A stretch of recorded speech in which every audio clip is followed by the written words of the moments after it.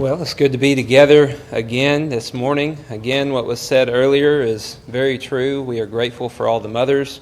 This is not a Mother's Day sermon, but I do want that to be clear that we are very grateful for all the mothers in the audience. The world works through you and the work that you're doing to help raise children or to have raised children and to be helping to raise grandchildren and all that kind of work. You're very special to all of us, and we very much appreciate all that you do. And also those who are motherly, who do not necessarily have children, but are taking children under wing, who are trying to help, encourage, and raise up those who are around them and to help our children grow. That's the future. They plant the seeds for growth and for fruit for the kingdom of God. So we very much appreciate all that you do. We're going to be talking today about a different kind of topic than we have been talking about. We've been going through a lot of different topics. And today we're going to be talking about the idea of science. And what does the Bible say about science? What should our attitude be about science? You know, our kids have been in public school this last year, and they've been watching YouTube science kind of videos, and they've been seeing all kinds of things. I know what's coming in their education at some point, somewhere along the lines. They're going to get introduced to science, and someone's going to impress upon them the idea that science is the key. Science holds all the answers, and science is wonderful. Well, science is wonderful. And maybe as Christians we have an attitude or a mentality that science isn't that great or that it's a bad thing.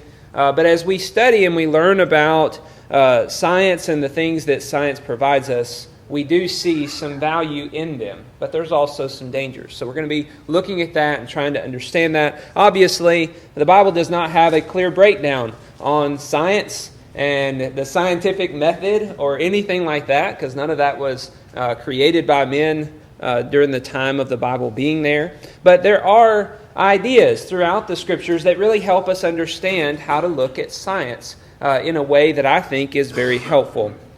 One thing that I think is really interesting, maybe you've seen it in the last couple of nights, going outside and looking up and seeing what's called the northern lights, the aurora in the sky, the beauty of that. And if you've ever been out to a really dark place in certain times of the year, you can see the Milky Way galaxy in the sky. And if you can't see it, you can see it with your naked eye in some places. All of our light pollution has made it to where that's hard to see, but if you go to darker places, you can really see it. And if you get a camera out with a light sensor, man, that thing can really pick up the aurora and all of that kind of stuff. Even your phone can pick it up somewhat better than our eyes can. As we look at all that, you know, we're intrigued by that. And as we learn different things by observation, that is part of the scientific method. We're observing things. We're trying to see. We're trying to understand. We're trying to know things. And what the Bible tells us about that in Psalm 19 is the heavens declare the glory of God, and the sky above proclaims His handiwork. Day to day pours out speech, and night to night reveals knowledge. What the Bible tells us about that is God is showing off. God is revealing Himself. God is showing that He is the one who has created all of this and who has the power and the magnificence and the wisdom and the knowledge and the understanding to put all of these things that we see into place. We open up our Bibles to the book of Genesis. The very first page of our Bible tells us that God is the all-powerful, the all-knowing, and the one who is able to construct and create everything that we see, everything that we know. As we look at all those stars in the sky, we can just wonder how they got there and what happened to bring those things about. Well, in Genesis we read, "In the beginning God created the heavens and the earth. The earth was without form and void, and darkness was over the face of the deep. And the Spirit of God was hovering over the face of the earth. And God said, 'Let there be light,' and there was light. And God saw that it was good. And God separated the light from the darkness, called the light day, the darkness night. And there was evening and there was morning, the first day." And as you move through Genesis, you see He separates the water, He adds the land, He brings up the vegetation, and then He adds in the planets, the stars, the moon, all of that, and He puts it all in place. And He does this day after day. And then He adds the fish, and then He adds the animals, and then He creates mankind, and then He rests. We see that throughout Genesis chapter 1, that God is the one who brought all of these things into being, and that He brought these things into being by speaking them into being. The most effortless act, it seems, that God used to construct all of these different things that we see and that we experience, that have been here since the day we entered this earth, and that will be here, if God wills, the day that we leave this earth. God set all of that in motion. He built a foundation for life on the earth. God did that. And He did it orderly.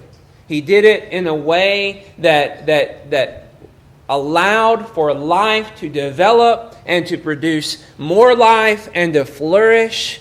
And after He was done with all that, you get to the end of Genesis chapter 1, and you read in verse 31, God saw everything that He had made, and behold, it was very good. And there was evening and morning, the sixth day. You see, all of this is telling us that God created everything. He created the stars. He created the aurora. He created the light. He created the waters. He created the land. He created the animals. He created the trees that bring the wood that's all throughout this building. He created the rocks that gave the metal for all the things in here. The clothes that you wear, He created it. Everything that we experience and enjoy in life, God set it all in motion. When we come to the New Testament in Romans chapter 1, Paul talks about creation. And he says in verse 19, "For what can be known about God is plain to them, because God has shown it to them. For His invisible attributes, namely His eternal power and divine nature, have been clearly perceived ever since the creation of the world in the things that have been made, so they are without excuse." You know, we live in a world where there's a lot of people who think that people who believe in the Genesis account had their heads in the sand. They don't know what they're talking. How could that possibly? That's ridiculous. In 6 days, everything was created. I mean, that is overall the mentality of the scientific community, that surely that didn't happen. And yet God said it did. And He said that as you look at all these things in Romans, He said, you're going to know and have no excuse that there is a Creator who designed and created all the things that you see and that you experience in your life. There is a designer. There is a Creator. These things did not just randomly happen over the course of billions and billions of years. Somebody has a car alarm going on. If you moved a certain way and pressed a button, you might want to check on that. So, how should we think about science based on that? How should we think about the scientific method? How should we think about all those who are scientists in the world around us? Maybe some of you here are scientists. I mean, I got a degree, a bachelor's of science. You know, we are having science as part of our lives now. Science is giving us all these kinds of advancements and enjoyable things. Well, science is not a bad thing in and of itself. Okay? Science is the exploration of God's creation. It's the observation of all the things that God created. Looking at those things, seeing how they have been constructed and how they've been built. Notice my words there. Not how they have developed randomly over millions and billions of years, but how they were constructed and how they were built. And as we look at these things, as we observe the way that they operate, it becomes obvious that our world and our universe operates according to certain laws and principles. And these laws and principles didn't randomly occur. They were set. Just like any computer program that we use. We could just say, oh, well, this is a great program. I wonder how this code randomly came together to provide this valuable purpose in my life. No, we would say it's constructed by a designer. And we can pick the code apart and we can see how it was created and understand the purpose in the creation. So science is really just helping us to see and understand that our God is a powerful God. That He is a God who is intelligent, a God who is wise and understanding as we look at the intricacies of everything that He created, down to the most fundamental and basic level, which we're getting to as science is developing and becoming more and more advanced. The world around us, though, is going to tell us that evolution is the truth. You can't hardly pick up a book without it referring to the fact that the reason why we are the way that we are is because of the millions and millions of years of evolution that has happened in our lives. And that's developed these certain characteristics and traits about us. Well, evolution is something that we're just going to have to live with. People around us are going to believe it. We're going to hear about it in videos. We're going to hear about it on podcasts. We're going to hear about it in books that we read, where it's going to be in schools. It's going to be everywhere. But it's contrary to what Scriptures reveal. In fact, not only is it contrary to what Scriptures reveal, but it's contrary to what science reveals. There's a book called Creation Facts of Life. Okay? And this book is written by an evolutionist who looked at the evidence and tried to confirm his theories on evolution and was honest about his revelations, the things he discovered. And he came to the conclusion that it doesn't line up. That we didn't all stem from some tiny organism and eventually become what we are. He says the fossils do not align with this theory. Whenever you look at the fossils, you do not see one smaller creature and then see the next stage and then see the next stage and then see the next stage all the way up. No, you see a creature and then you see a completely different creature. And a jump that does not make sense. That does not happen through survival of the fittest and the natural course of things and formulating. You see a jump that happens as though it's a different species entirely, which is exactly what we see written in the Old Testament. God said He made each of the species after their kind. They're different from one another. And that's what the fossils reveal, that they're all different. Now we have a lot of extinct animals that are buried in all of those fossils, but we have extinctions that happen all the time. You know, this is not something that's new. It's something that's happened for the last hundreds or thousands of years. So the fossils are not telling us that there's all this billions and millions of years of evolution. No, they're telling us that there is obviously different animals that have existed on the earth, and that in some ways they resemble other animals. And in some ways they change and they make small evolutions and they develop in different ways and adapt to different things. There is microevolution, but on the grand scale they never become something different than what they were created to be. He also, in his studies, gets down to the details of DNA. And DNA is the most basic molecule that is inside of the living creatures that are on this earth. And as you look at that most basic molecule, you do not see something that is obviously the result of random generation. You see something that is encoded. Something that is more complex than any human program that we can create.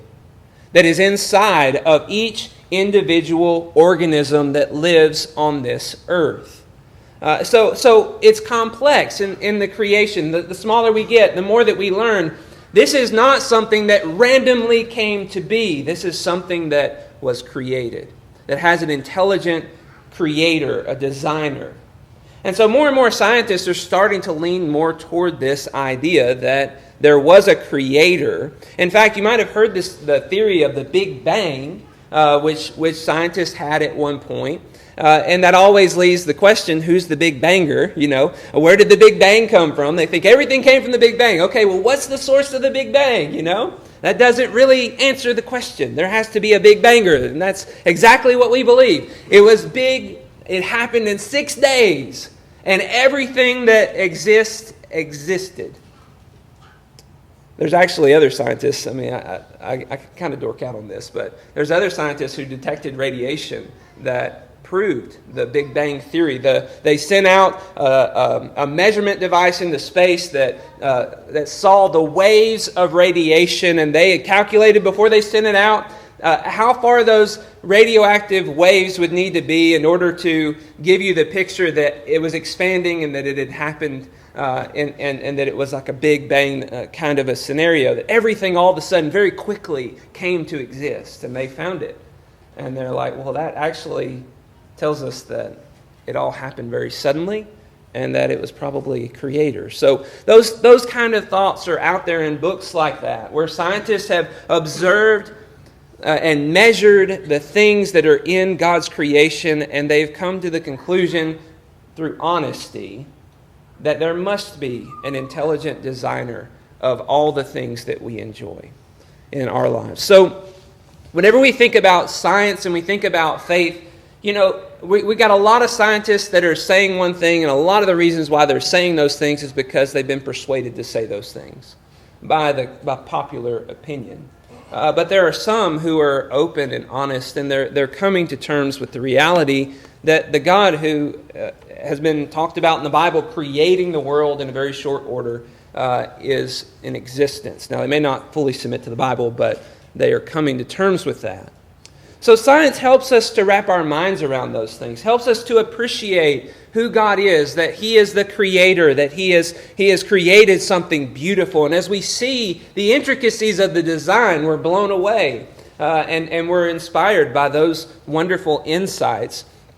And that gives us some level of wisdom to go about our lives, knowing that God is that powerful. He has done those things that He said He did. So science can be a good thing because it reveals the nature of God. The further that people dig, the more that they're just going to see how powerful and wise and knowledgeable God is. That's what the result of the science is going to be. But we need wisdom when looking at science. We need wisdom anytime that we try to gain knowledge and insight, because with knowledge comes puffing up and thinking much about ourselves. And with knowledge comes the feeling of pride and arrogance, which has no place. Because the more we know, the more we think we know. And the more we think we're authoritative because we compare ourselves with other people. But that's not really a good approach. Whenever we go in the Old Testament, we see another couple of stories that I wanted to bring to mind in this discussion about faith and science. And that is the story of Daniel and the story of Solomon. Think about these two men. Here you have two men who are as different as can be, right? They both are from the kingly line, it appears. But Daniel was carried off into captivity, and he was placed among a bunch of wise men who would contradict his faith in God, who would say that there's all these different gods. These wise men had all kinds of ways of reading the stars and coming up with a determination about what the gods wanted, and they believed in all these different gods and all this different kind of stuff. And Daniel's surrounded by that. And then you have Solomon, who is wealthy. He's the king of Israel. He's the most powerful man on earth. And he's surrounded by a bunch of faithful believers. Here you have two people who are in totally different life circumstances. And both of them are given wisdom from God. Knowledge and insight. Solomon asked for it, and God says, that's good. I'm giving it to you, and I'm giving you power, and I'm giving you wealth, and I'm giving you everything. And Daniel is in this hard situation, and he asks God for help, and God gives him tremendous wisdom and tremendous insight. And what we see them do with that wisdom and insight is also polar opposites. One of them elevated God. In a pagan world, they stood out. Daniel stood out and said that there is one God And he is the ruler of all the earth. He's the ruler over the kings. He's a ruler over you, Nebuchadnezzar. He glorified God, even in the face of great opposition. Even though everybody else around him probably looked at him like he was ridiculous, he believed there was only one God and that he was the one who was in control. Whereas the other one, Solomon, compromised on that belief. Allowed for space to think that maybe there's other gods that exist. Allowed for the worship of those other gods. And in his wisdom, he compromised and allowed for things to happen that would make his life more comfortable. Namely, he would make his wives happy. We know what that's like, don't we? Okay? So that was his goal. That was his desire. We're going to compromise and make our wives happy. Well, Daniel didn't compromise. He's a eunuch, so he didn't have a wife, right? But he didn't compromise. He held true to the truth that God is the one and only God. And as we look at this story, we see some very valuable truths that pursuing knowledge and wisdom without fear and reverence can lead to moral and spiritual decay or death. That's what happened with Solomon. He wanted knowledge, he wanted wisdom, but because everything was going so good in his life, he felt very proud and he felt like he knew enough that he could change things. And so he eventually gave up on his morals. He eventually became an oppressive king who took advantage of people, who also erected all kinds of idol worship sites. And so with wisdom, with knowledge, comes responsibility, comes our need to be aware that God is the one who's in control and to have fear and reverence for him. There's a worldly wisdom that is surrounding us, just like it surrounded Daniel. And that wisdom contradicts God's word. That's there. That's going to be there. Prepare your children. Prepare yourselves. Prepare your spouses. Help them understand this. YouTube is a wonderful resource if you're going to fix something in your house. But it is full of misinformation about the nature of our existence. It's full of it.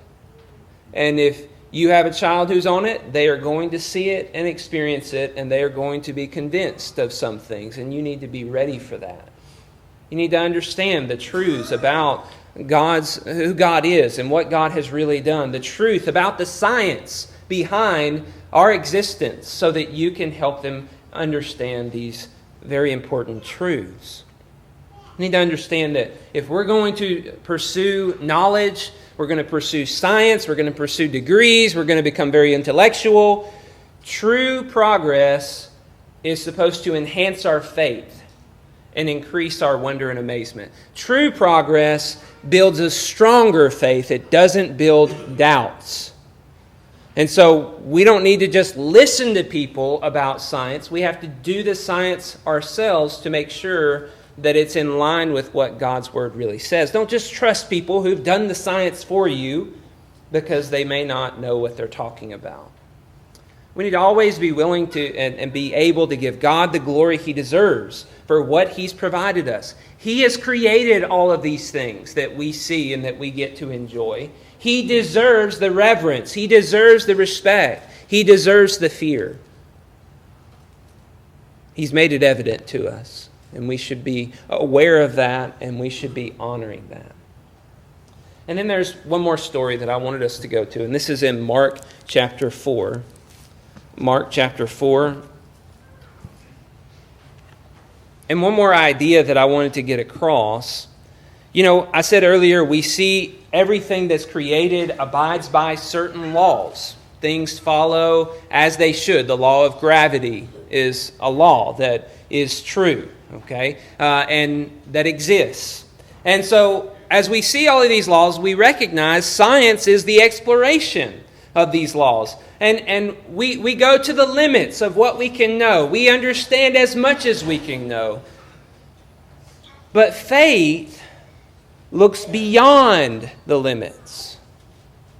Faith is the belief that there is a being that is supernatural. In other words, a being that exists beyond the natural realm that we know and that we experience. That's what faith is. We believe that something exists beyond the limits of what we see and what we experience.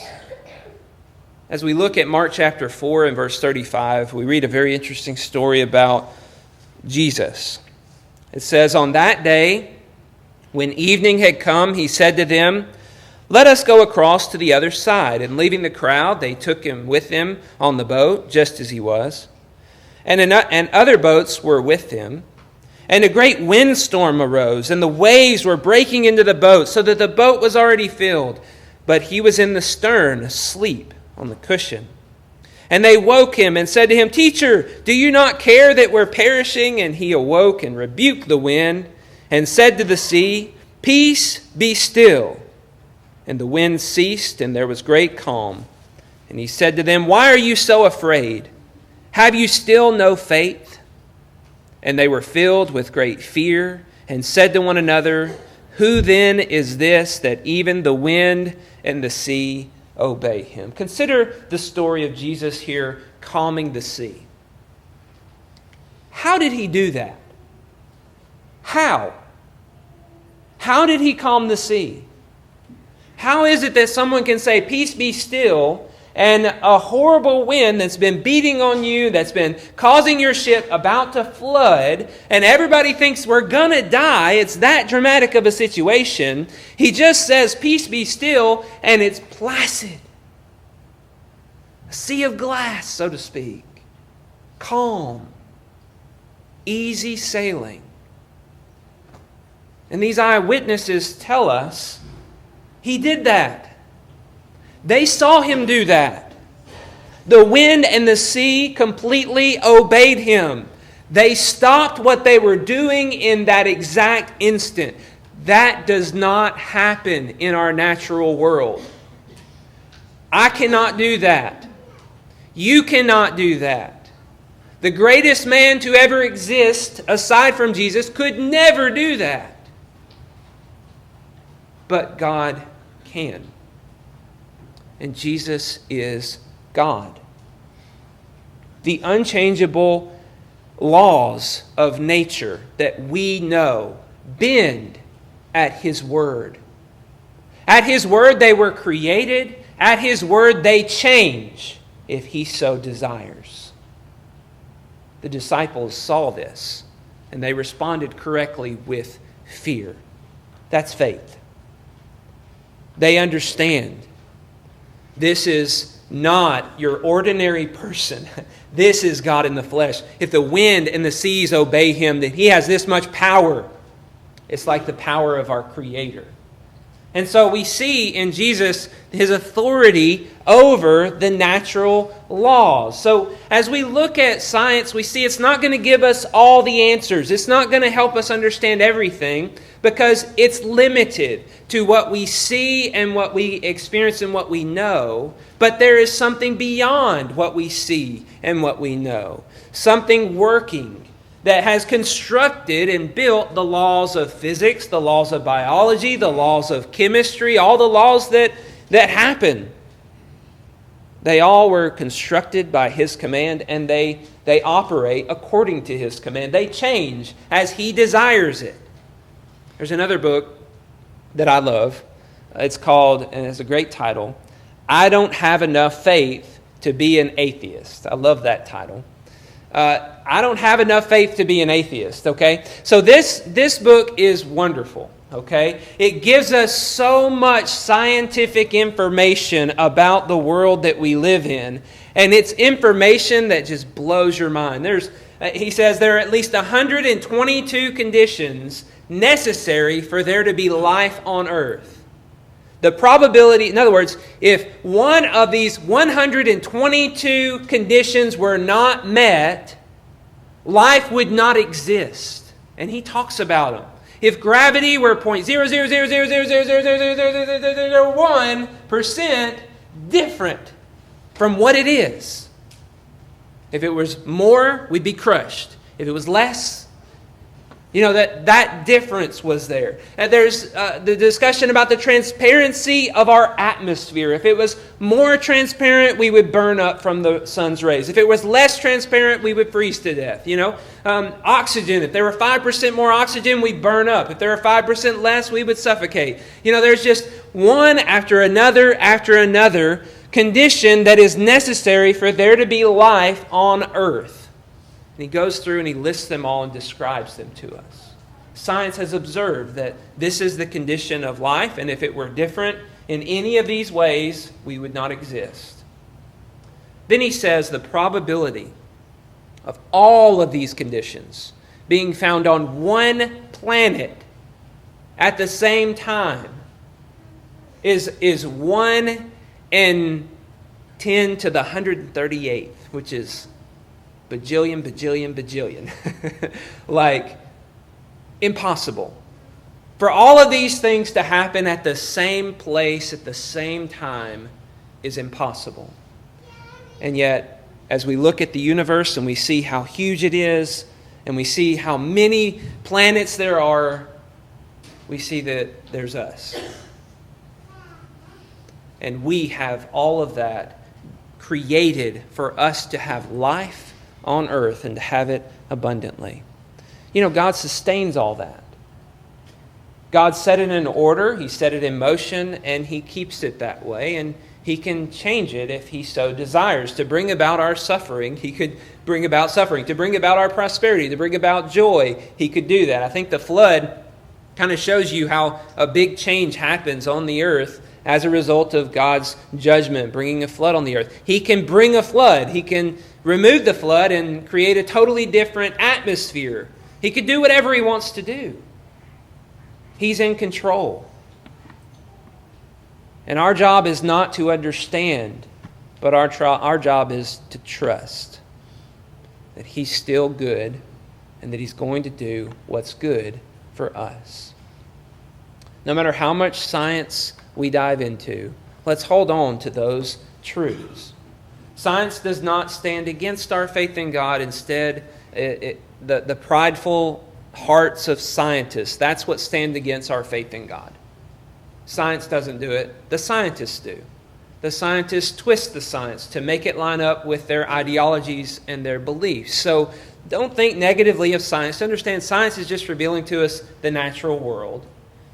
But in the science, God provides proof of His existence, proof of His power, of His wisdom, of His understanding. And that's what we see in Psalm 19. It declares His handiwork. It declares His glory. He is the one who's created it all. But if we're going to look into science and believe science, we need to hold to our understanding of the Word. Our understanding of God being beyond the limits of science. It's not ridiculous that God can create everything in 6 days.